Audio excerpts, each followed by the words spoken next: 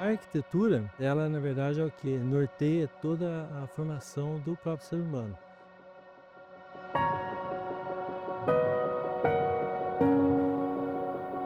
A partir do momento que o ser humano, lá na sua pré-história, começou a se organizar, começou a edificar e mudar o meio para que pudesse viver, ele começou a criar não só sistemas de proteção, sistemas de habitação, mas ele também começou a atribuir significado, né? E esses significados nada mais são do que o que a gente chama na antropologia do livro de pedra da história, né? Porque a gente começa a registrar modos de fazer, modos de viver, né? Então hoje, hoje não, sempre a arquitetura era um processo que vai deixar registradas as identidades do ser humano, né. E nesse sentido, então, como ela agrega, como ela tem essa condição de juntar, as populações, se reconhecer naquele local, elas começam então a ser um meio para que você possa criar um sistema de identidade, né, com aquele local.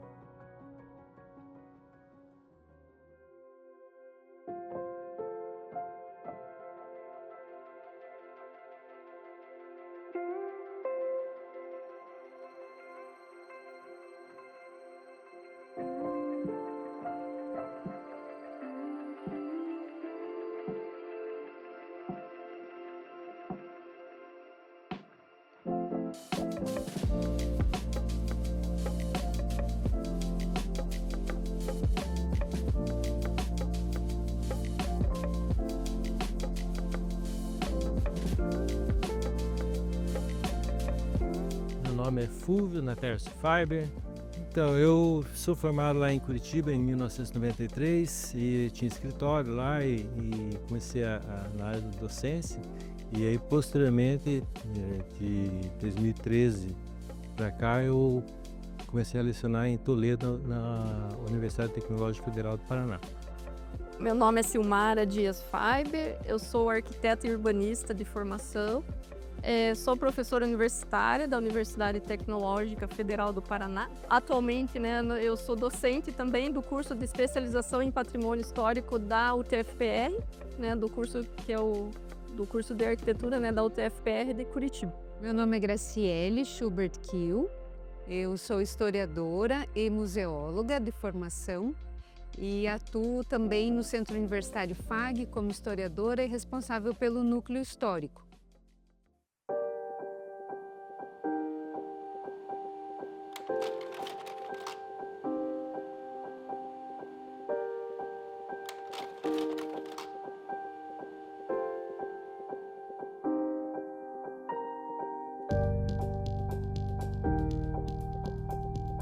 O território de Cascavel, que hoje é conhecido como município de Cascavel, ele vem sendo ocupado há bastante tempo já.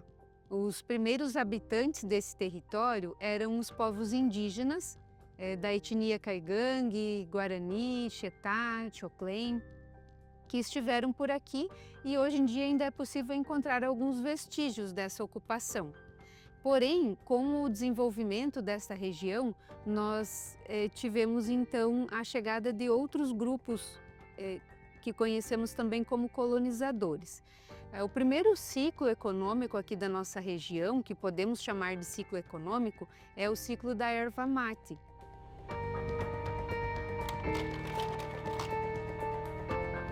Quando a gente fala, em especial em Cascavel, a gente tem que falar de toda uma questão que começa lá, no final do século XIX, no começo do século XX, quando a gente tem aqui uma ocupação, um pouco da exploração da erva mate, né? Então aqui é um território ainda bastante inóspito e que você tinha, em especial, os argentinos e paraguaios se ocupando desse território. Companhias estrangeiras vinham aqui para a nossa região, oeste do Paraná, para explorar a erva mate e levar esta erva mate até a barranca do rio Paraná. E de lá, então, essa erva era escoada para outros países, como Paraguai e Argentina. Esse período da erva mate, ele se estende até a década de 30, que é quando nós temos um movimento a nível nacional conhecido como Marcha para o Oeste. Então, neste período, ocorre o incentivo da colonização dessas regiões de fronteira do Brasil, justamente para consolidar a ocupação desse território. Nessa campanha, vamos dizer assim, do governo federal de ocupar o território, né, então houve no Paraná como um todo, né, essa exploração da madeira.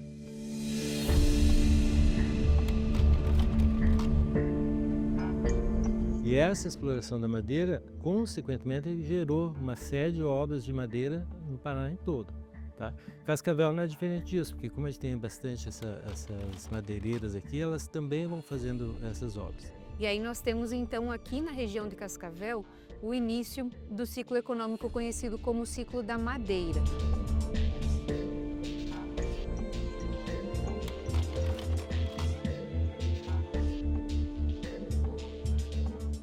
Então eles chegam aqui e encontram as matas, né?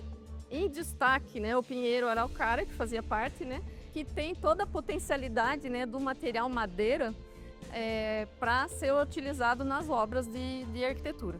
O potencial dessa madeira, na verdade, é pela tipologia da conífera, né? Ela é uma conífera brasileira, né, da nossa região, e ela tem essa característica desse tronco, né, bem linear e sem nós, né, que seria o encontro do galho com o tronco. Então, quando você pega lá 15, 20, 25, até 30 metros, né, de tronco inteiriço, na verdade você tem uma madeira de alta qualidade, né, e esse potencial de ser uma madeira perfeita para a construção. E a madeira que foi explorada aqui, além do pinheiro, também nós tivemos a exploração da cana-fístula, do cedro, da canela, então vários outros tipos de madeira também que são consideradas nobres e foram exploradas aqui na região.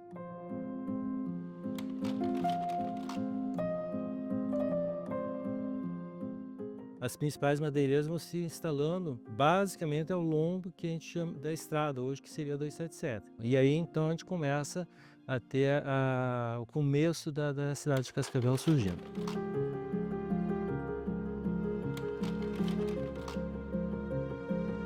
Por conta das madeireiras, nós tínhamos o beneficiamento dessa matéria-prima e isso então gerou as construções que deram início ao nosso município, sendo utilizadas como matéria-prima a madeira.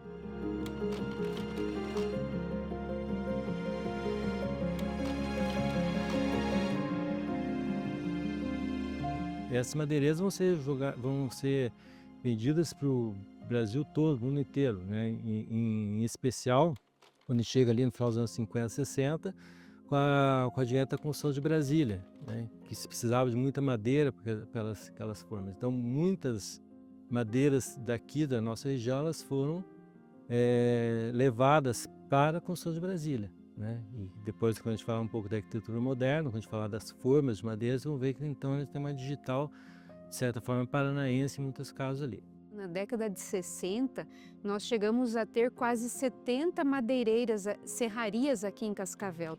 E não era simplesmente pegar as toras de madeira e transformar isso em tábuas. Nós tínhamos esse beneficiamento que trazia um padrão melhor, um acabamento melhor e outras formas, outros produtos oriundos da madeira que eram então comercializados nos grandes centros.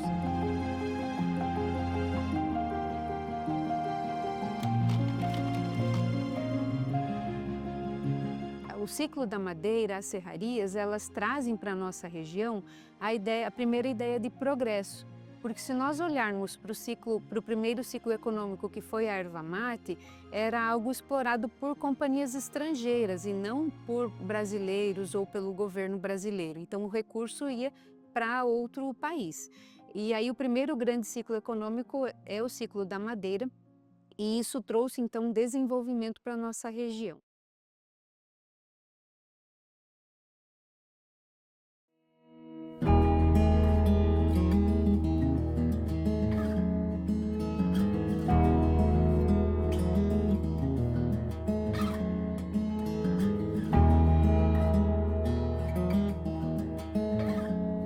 arquitetura vernacular em madeira, ela é a nossa raiz da arquitetura paranaense, né? Então ela chega no Paraná pelas mãos dos imigrantes vindos do sul do Brasil, nesse período do ciclo da madeira.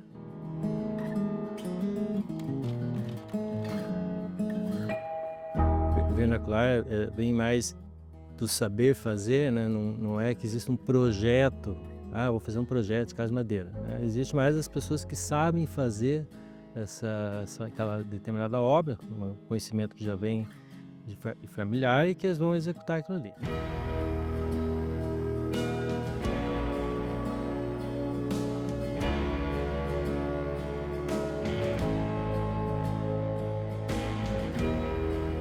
São as pessoas comuns, né, os carpinteiros mesmos, que com todo o saber que era de excelente qualidade, na verdade, começa a propagar esse tipo de arquitetura implantando no nosso território. Para a gente fazer um link, né, esses telhados que eram bem inclinadinhos, né, no começo, era a bagagem cultural dos imigrantes, né? Os telhadinhos eles vieram para esperar a neve, na verdade, né, que nunca chegou, mas ficaram lá presentes na nossa paisagem e, né, no decorrer do tempo permearam aí, né, o interior do Paraná como um todo.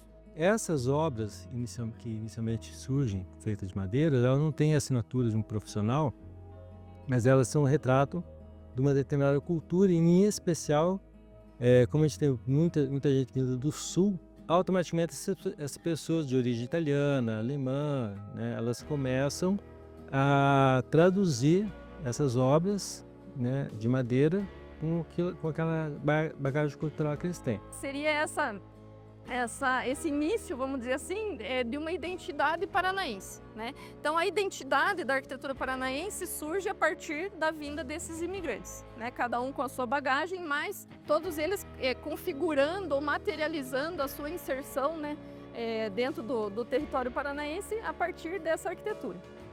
Tanto as habitações, as moradias, né, eram feitas em madeira, as igrejas eram feitas em madeiras, né, escolas, hospitais, todas essas edificações eram feitas de madeira.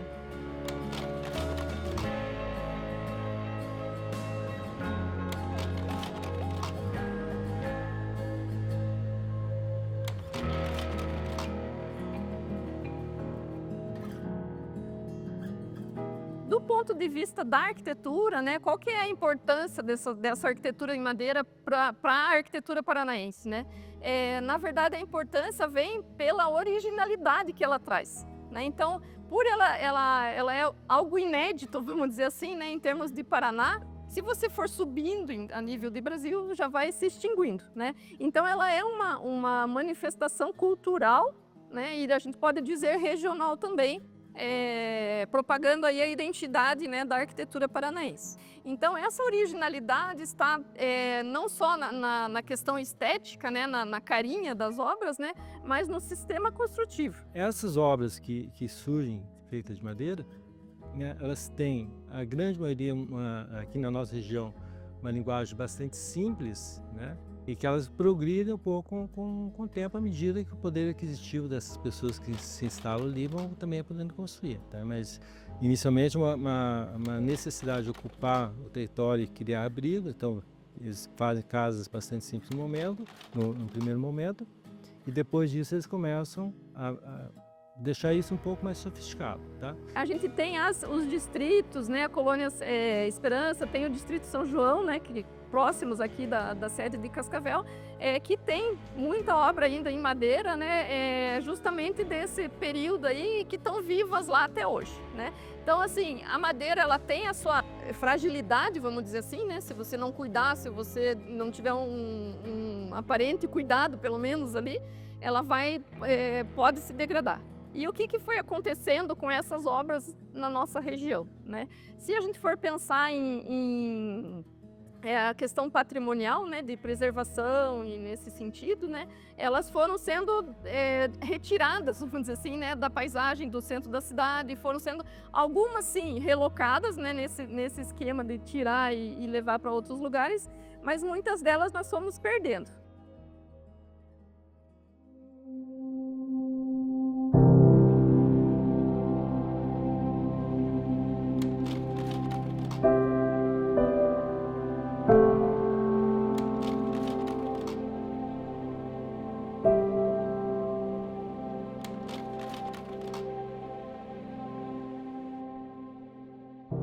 dessa etapa das obras de madeira, talvez as mais expressivas, né, que infelizmente nós não temos mais nenhum testemunho aqui, seriam as igrejas. Porque assim como as pessoas instalam suas casas, né, a partir do momento que a igreja começa a vir aqui, ela também começa a fazer obras de madeira. Então nós teríamos, por exemplo, a antiga catedral, a antiga igreja de Santo Antônio,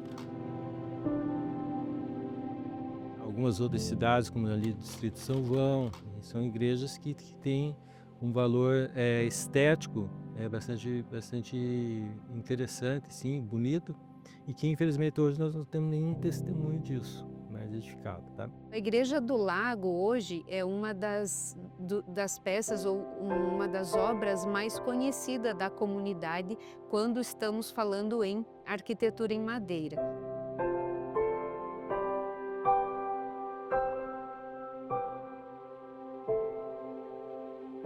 A Igreja do Lago, ela foi construída inicialmente na área rural, na sede do distrito de São João do Oeste, construída então por famílias descendentes de poloneses, principalmente, que chegaram no atual distrito na década de 30, no início da década de 30.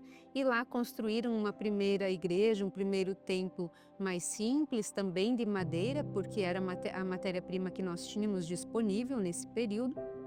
E na década de 60, então, fizeram a igreja que hoje é conhecida como Igreja do Lago, mas que inicialmente foi construída no distrito.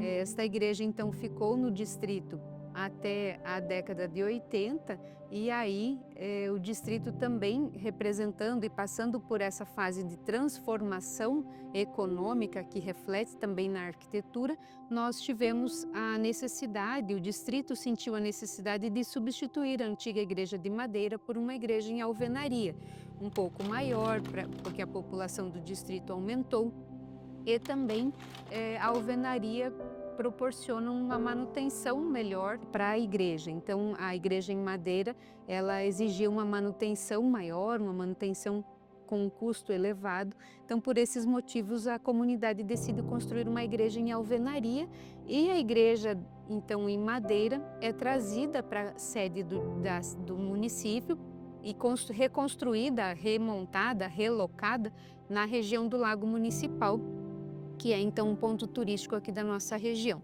Então a Igreja do Lago é uma representante da nossa arquitetura em madeira, e temos também outras construções, residências ainda que existem e que representam esse período da nossa história, da história do nosso município.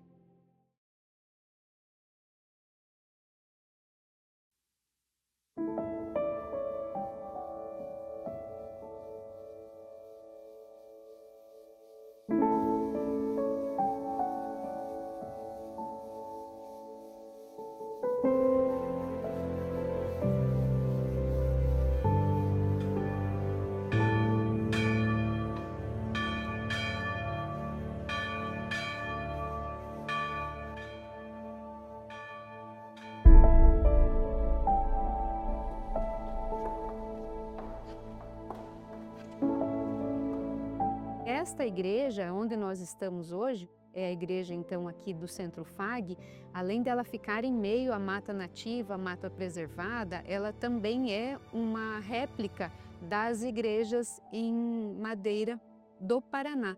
Então ela traz muitos dos elementos que estavam presentes nas construções e na arquitetura desenvolvida no início da nossa colonização.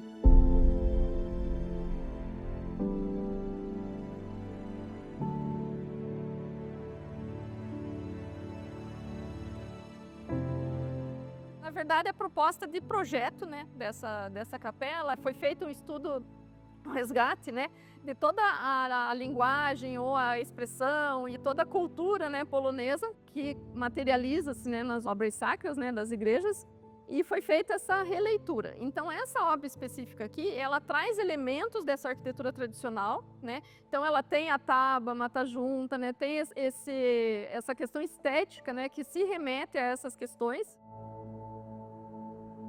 Tem a nave central, as naves laterais, né? E ela tem esse sistema que é o tradicional, né, da arquitetura em madeira. Ela é solta do chão, né, 2 águas, ela tem todas essas características. Então ela tem o campanário, né, solto do corpo da igreja, né, ele não é somado, né, no corpo da igreja, ele é afastado. A pesquisa que foi feita, na verdade, a igreja que foi mais relevante, vamos dizer assim, né, para a gente definir o projeto foi a igreja de Cruz Machado. Então ela eu diria, uma releitura, né, das igrejas em madeira do Paraná, com as características, né, tradicionais, mas uma releitura. Então essa igreja é um belo exemplo de arquitetura que traz a preservação das memórias, que possibilita uma experiência a cada visitante ao entrar nesse ambiente, nesse espaço, poder caminhar no assoalho em madeira, ouvir os sons dessas construções em madeira. Então, é muito importante iniciativas como esta do Centro FAG, aqui em Cascavel, de preservar essa história, de preservar as memórias e possibilitar, então, que as futuras gerações, ou as atuais gerações e também as futuras gerações, conheçam como era a arquitetura em madeira, principalmente das nossas igrejas. Então, é uma boa iniciativa de preservação.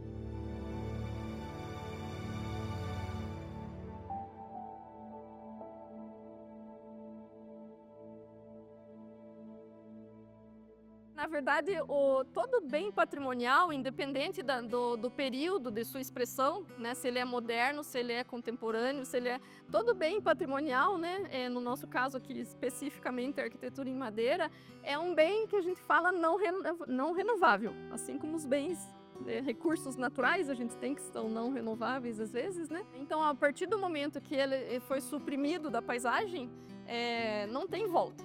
Né? Então teria volta se você reconstruir em outro local, mas daí você já não está no mesmo contexto, né, do patrimônio. Como Cascavel tem uma cidade muito dinâmica no desenvolvimento, né, onde você confunde muito o progresso com o desmonte de coisas, né, então muitas vezes tem obras que são expressivas, a gente está falando da madeira, mas a gente pode falar também da arquitetura moderna, que elas surgem, são derrubadas e ninguém sequer sente falta. Mas não sente falta porque elas não perceberam que aquilo era importante para elas. A madeira, enquanto material nobre, né, ela foi nobre até o seu descarte, praticamente, né? Então foi ela que sustentou toda a estrutura em concreto que veio do período moderno, né, que sucedeu, vamos dizer assim, né, esse período da madeira. A própria madeira serviu de caixaria para as estruturas de concreto, então ela fez essa passagem, vamos dizer assim, né, pela história, a meu ver, de uma maneira nobre. Este documentário que nós estamos apresentando a vocês tem como missão contribuir com esta preservação da memória em torno do nosso patrimônio arquitetônico, seja ele em madeira, seja ele em alvenaria, para que as futuras gerações saibam que isso faz parte da história de Cascavel e que, se possível, precisamos então manter essas construções para que elas sejam ressignificadas, principalmente pelas novas gerações, para que eles também criem memórias nesses espaços que são importantes então para a nossa história e para a nossa trajetória, que são remanescentes de um período de glória também, um período de conquistas que levou Cascavel, ou que trouxe Cascavel até os dias de hoje, para que ela seja então esse município pujante, desenvolvido e uma das melhores cidades do Brasil para se viver.